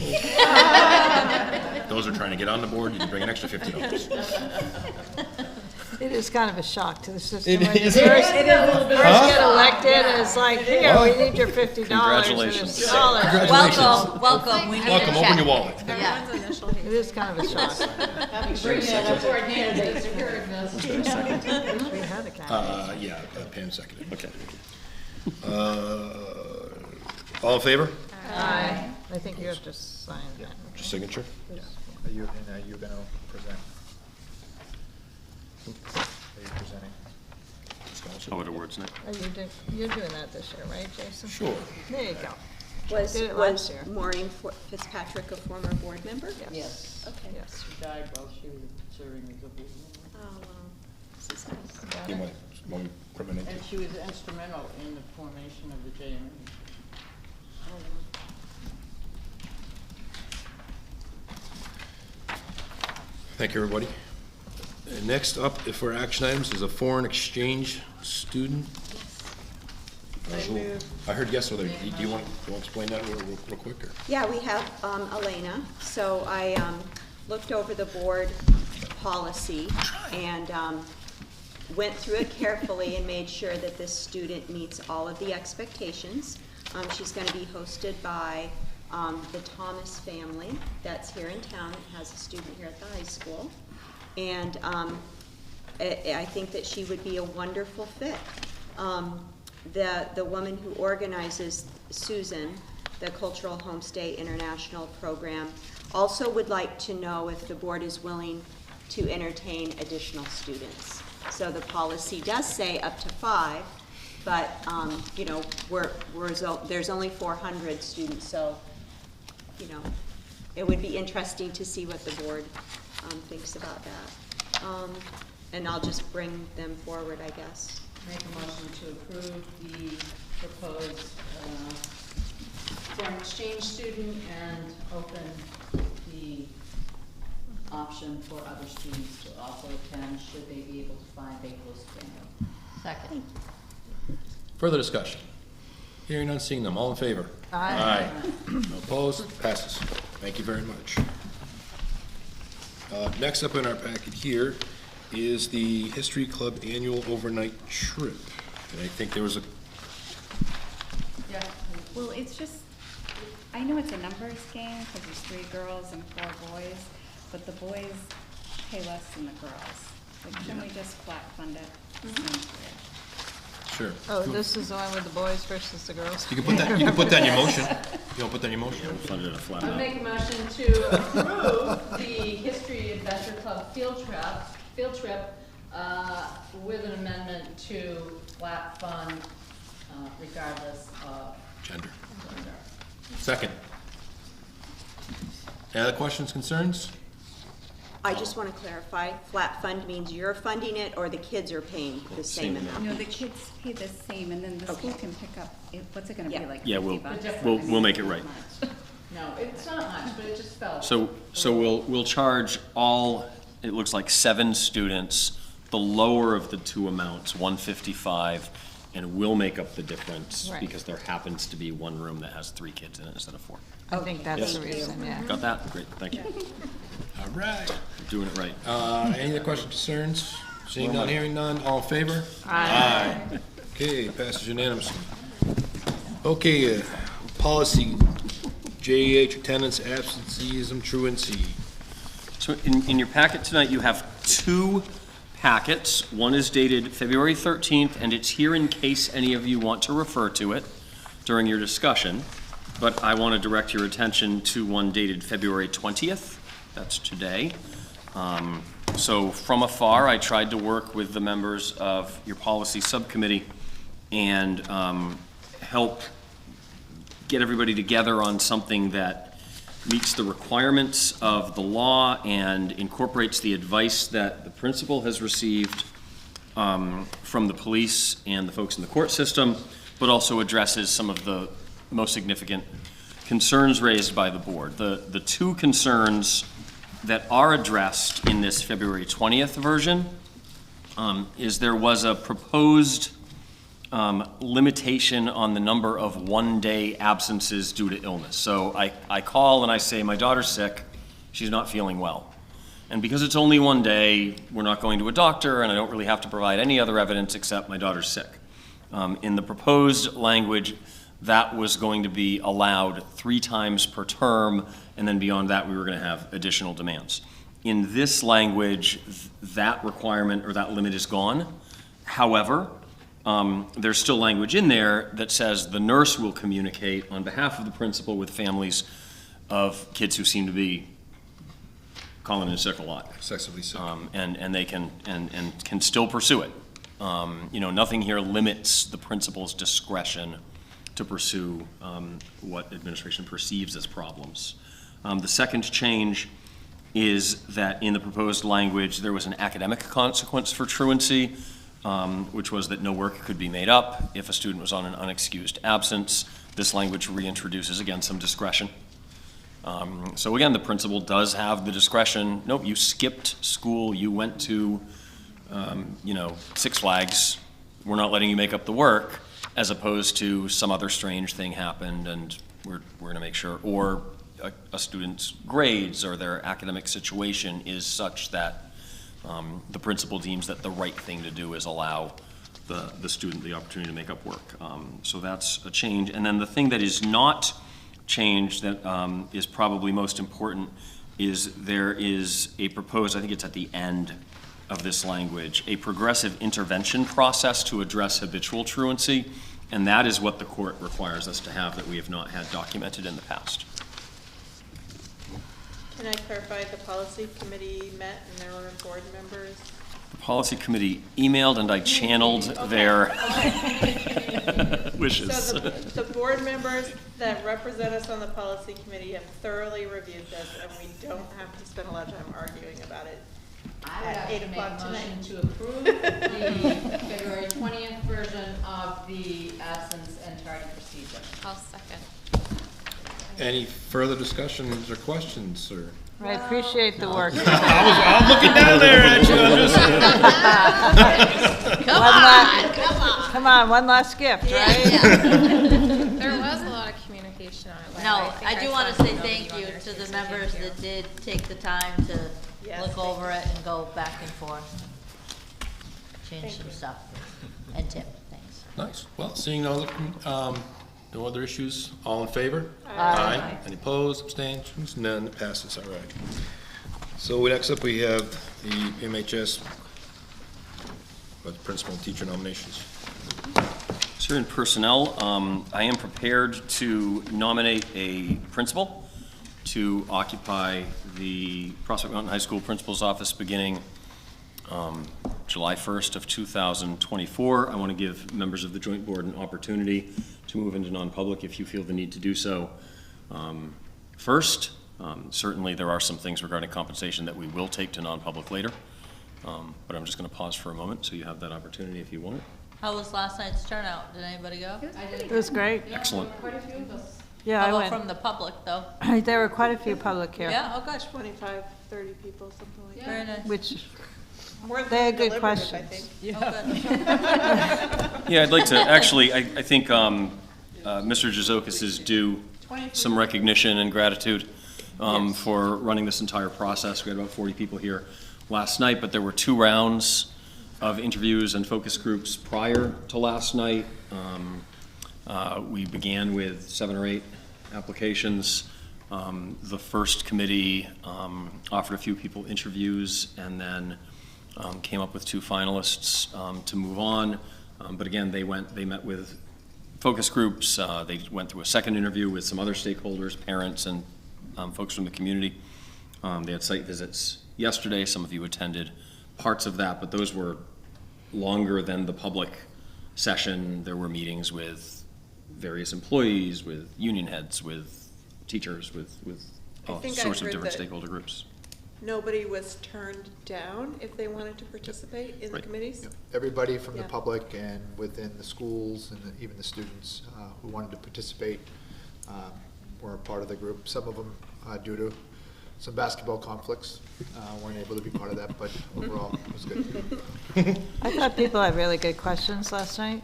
And, you know, and the candidates had really good answers. I think that both candidates did a really good job, and I appreciate Matt's work also. I think he did a lot of work, a lot of background before we even got to that point, but I thought it was very beneficial to attend last night. I agree. I thought you did a great job, Matt. Thank you. As well. Is there anybody here heartache to go non-public on this, or you? No. No, all right, so. So I want to express a lot of appreciation to our current employee, Rich Fortier, a very good man who works hard and has been a loyal part of this community for a long time. I plan to spend some time with him one-on-one in the next couple of days to make sure that we can try to share a vision for the future. But tonight, I am here to nominate to serve as our next principal, Mr. David Latshaw. Nice. Do you need a So do vote? we need a nomination? So the superintendent nominates and the board appoints. So you need a motion, a To appoint. second, discussion, and a vote. I move that we appoint, I'm gonna mess up his name, Dave Latshaw. Latshaw. Latshaw. Second, oh. As our, Somebody wants out of here. and Rebecca second. She Any- was done, I'm Any sorry. further discussion? All in favor? Aye. Abstentions, nothing, okay, passes. Thank you. Next up is I have public input. We do Oh, we teacher have- We have a little nominations. more personnel. Oh, no, no, Somebody have, wants out. hold on, I Yeah. missed something, hold on. You have a I birthday, need you're two, supposed to go celebrate. I need 2 board actions on personnel. So at the top of your personnel report, you see 3 certified staff nominations. All 3 are experienced in their areas of certification, and we are very excited. These are all appointments for next year, starting July 1st. Wow, I'm impressed you have Hannah these. Beeland to teach math. Great. Carrie Grella to teach science. This is the physical science position that we've had open all year. And Mr. Charles Hossack to come in as a special education case manager. Make a motion to appoint Hannah Beeland, Carrie Grella, and Charles Hossack.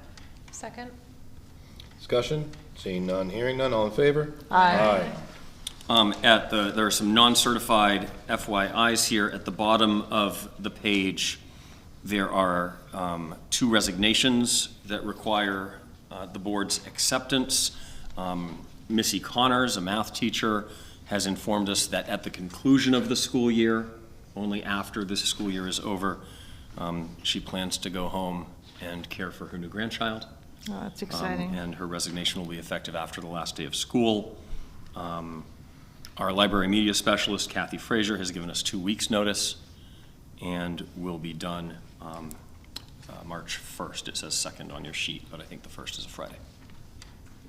Make a motion to approve the resignations of Missy Connors and Kathy Frazier. Second? With regret.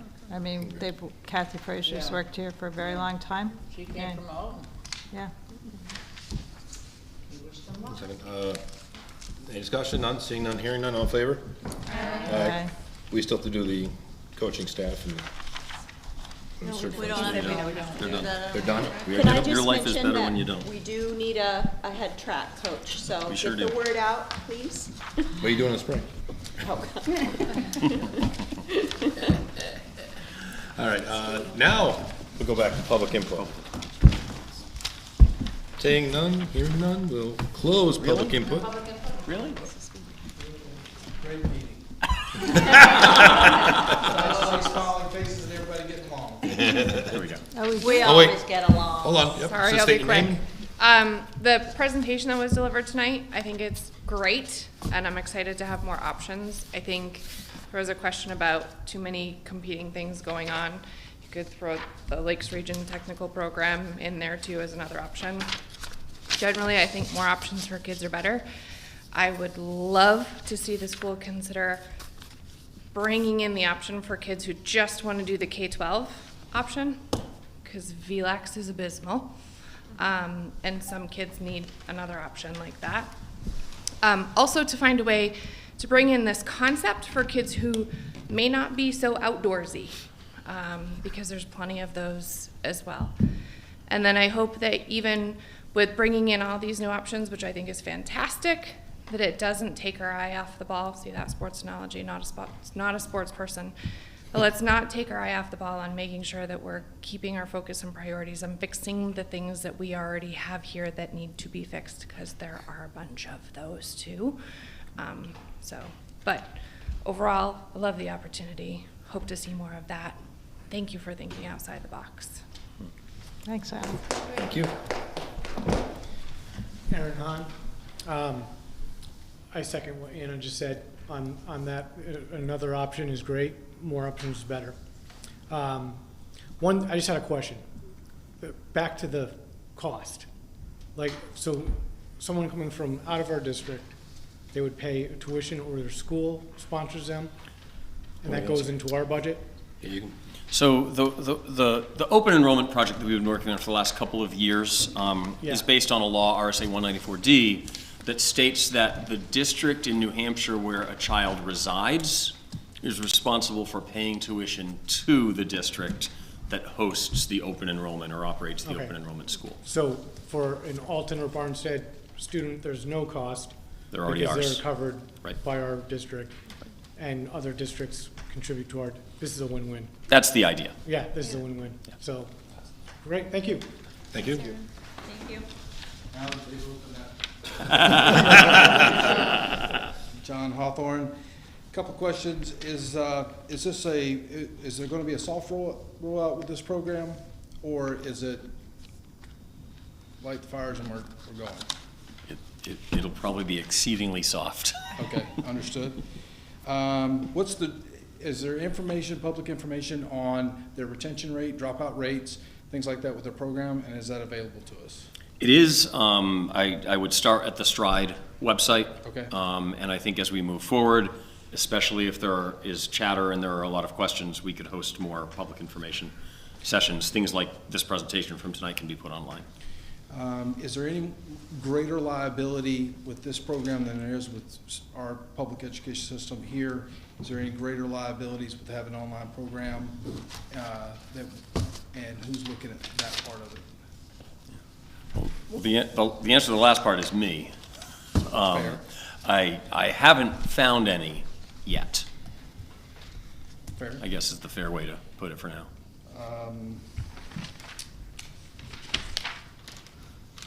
And I hate to ask this pointed question, but we talk about less expensive and more expensive than the charter school, but less expensive than the other. Can you zero me in just a little bit more than that? I was shocked nobody asked. I thought maybe it was just too much information tonight. But again, I'm not trying to... Charter school reimbursement in New Hampshire is between $7,000 and $8,000 per student. The average public school per pupil cost is in the $19,000 to $20,000 range. I believe Granite State Academy will run for $12,000 per student, and that includes, if you all put your business hats on for a minute, a little gross margin for SAU 301. And then proprietary contract with them for the state? Yes. Because you, again, start this and it works well, others are going to want to duplicate it. How do we keep this here to where it doesn't get watered down? What's the plan there? You own it. Yeah, So- SAU 301 owns it. For the entire state. So. For the state, For the for the state of New entire Hampshire. state. And that is the agreement with Stride. Exclusivity? Exclusive, For how long? as long as it operates. When they've run it in other states, Indiana, it's worth looking it up. It's completely transformed their community. Because you get brought in. Roscoe ISD in Texas, which Elizabeth mentioned tonight, and I think she used the number, they had 600 or 700 students in their district, and in their first year, they went to 3,000 students. Now, as the host district, what that means is, it's 2,400 new students, times whatever that little margin is, that little frictional amount of money that stays here. Because most of that, for us, $12,000, give or take, is paying for the program. But there's a little bit built in that stays here, because otherwise, why do the work? Right, you end up paying administrators to spend time on this and things like that. Right now, we're using a grant, but in the future, you need some money locally.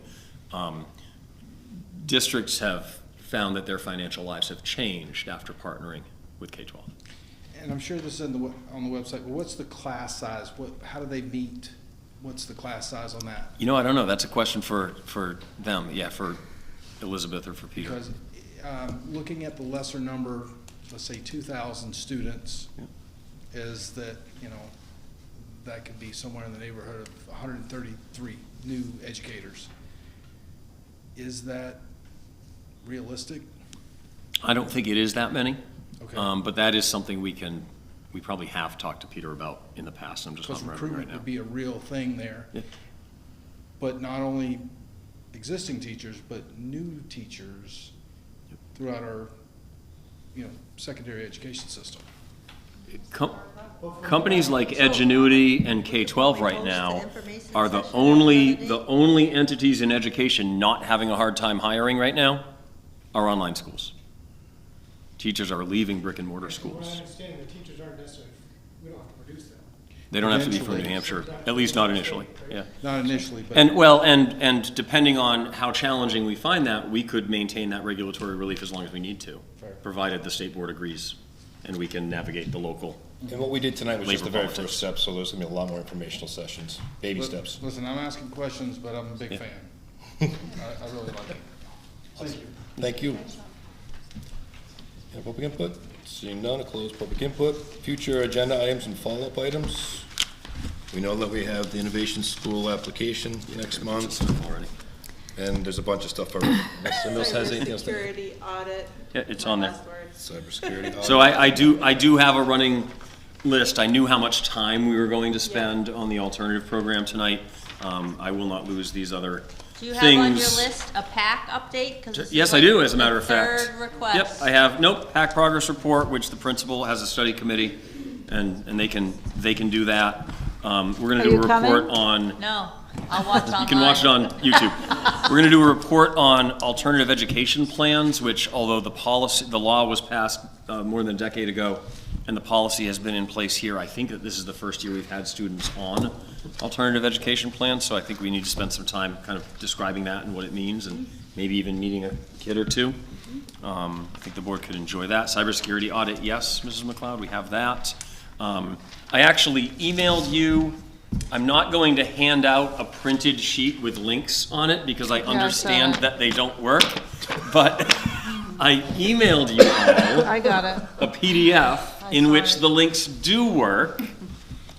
Before we talk about phones again, students' phones in school, I cheated. I printed one of the articles. If you want to grab it, you can. Brought some copies.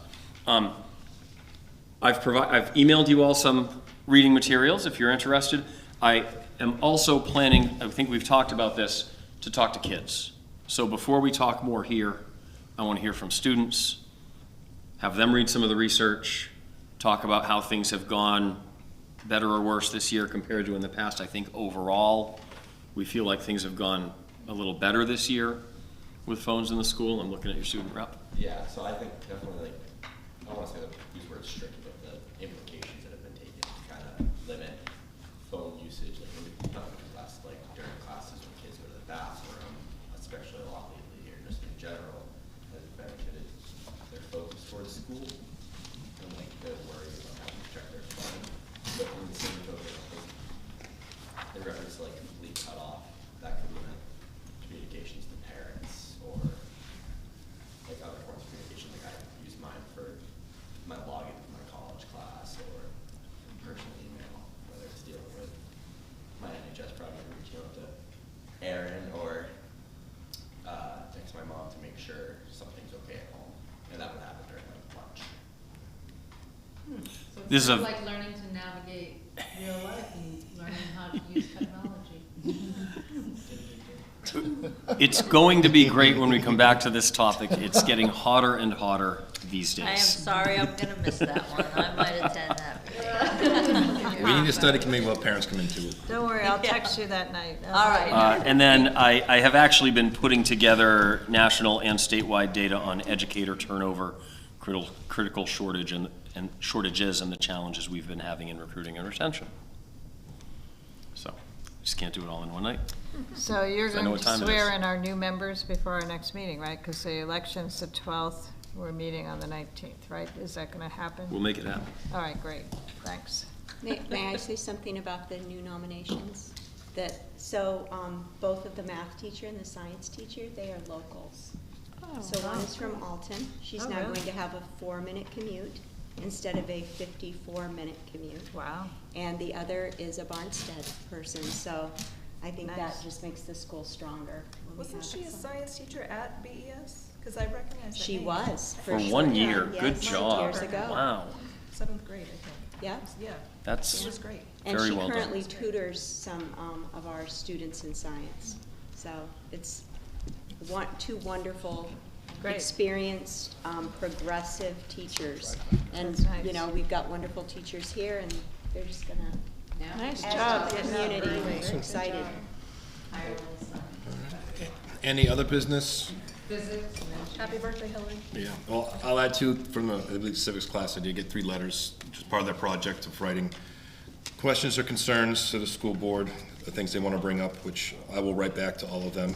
And some of the stuff I will bring to the new principal. Some of it has to do with dress code and other things that they want to talk about. Which I will bring forward. I have a couple in my Almost asked office that too. question. You have a couple in your last office too? night. It's great. It's good. So they did a good job. I'll write back to them and thank them.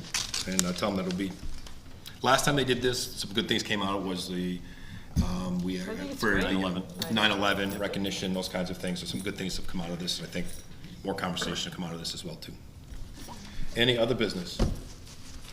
Seeing none, I will, so we want to motion this into non-public?